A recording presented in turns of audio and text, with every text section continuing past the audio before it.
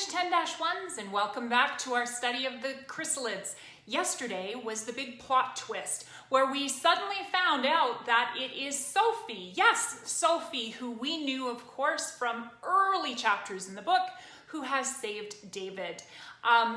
What we read yesterday, we see how she's able to actually help David, his sister Petra, and Rosalind, although there is a little bit of conflict between those two going on, and we find out for the reasons that is.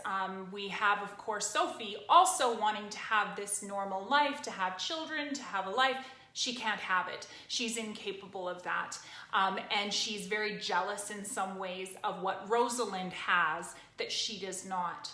Now, the second part of what we read yesterday was really the turning point of our story. And we know from previous times that when we reach a turning point where fate turns for or against our main character, that is our climax of our story. So the interesting thing is, in the chrysalids, it definitely is the highest point of action. It doesn't always have to be that, but in this case it is. We have the big battle, and that's when finally the people from Sealand show up. And we actually have a very tragic moment where we see Sophie actually dies. Now, we're going to read, of course, the ending of the story, but something I'd like to point out to you is that that moment when the Sealand people show up in this machine, this some kind of flying device, that is a Deus Ex Machina ending, where you have basically this outside force come in and they save everyone. It's a very old concept ending. The Greeks did it. That's actually where the name comes from. But it's very interesting that that is how John Wyndham chose to reach the climax of this book. Now, it certainly is set up beforehand, but it still is this outside force changing things. Today, we're also going to continue on working on our critical response.